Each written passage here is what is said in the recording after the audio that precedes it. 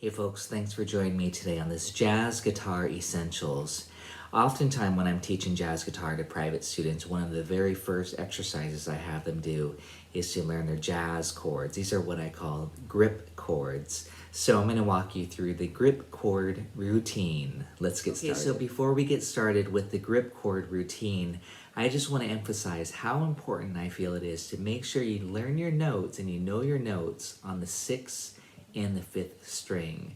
Otherwise, the chords really don't mean anything if you don't have the right bass note. And the routine is all about just making sure you know your notes on the 6th and 5th because that's the root of the chord for this grip chord routine.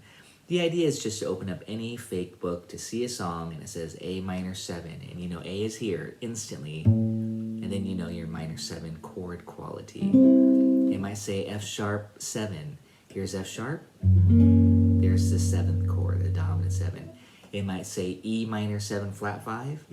Here's E. And then you get the correct chord, the minor 7 flat 5. So that's step number 1. If you need to spend time just being what I call being a bass player, map out, go through songs, and just pump out the bass. You know, if you're playing Autumn Leaves, A, D, G, C, F sharp, B, E, and then after you can do that, and you know, do it in a few different combinations. You might start A here, D, G, C, F sharp, B, and E. You know, just go through the whole song if you need to, but then put the quality of the chord, A minor 7, D7, G major 7, C major 7, F sharp minor 7 flat 5, B7, E minor 7, okay? And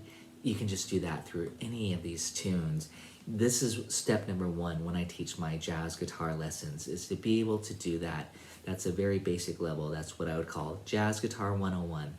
So this is a part of my Jazz Essentials.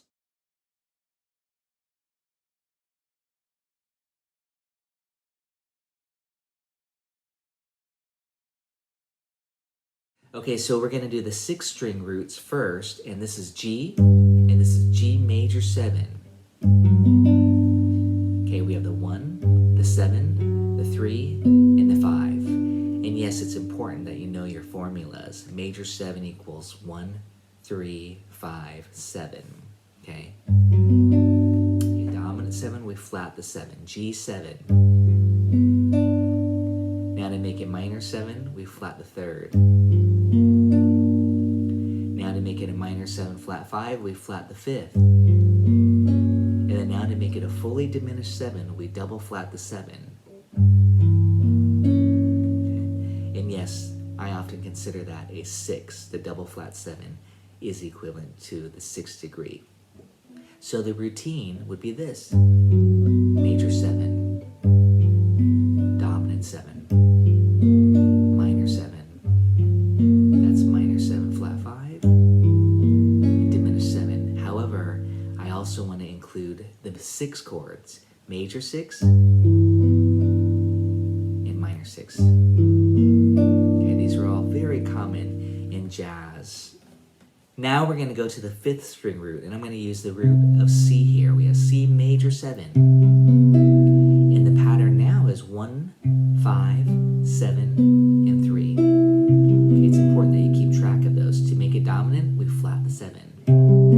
So that's C7. Now to make it a minor 7, we flat the 3rd.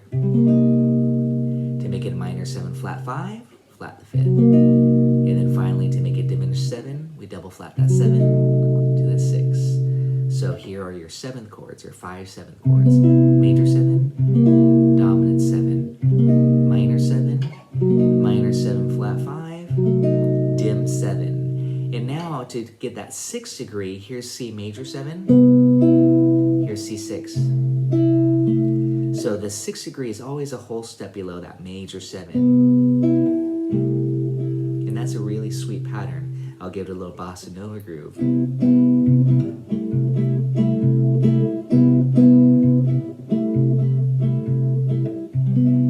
Okay, you've heard that a lot, I'm sure. Now to get a minor 6, Take the minor 7 and then go to the 6th degree. So here's C minor 7. We want this flat 7 to go to the 6th. And this is quite a stretch here, so be careful. Take it easy, get a good hand position here. That's C minor 6. C minor 7, C minor 6.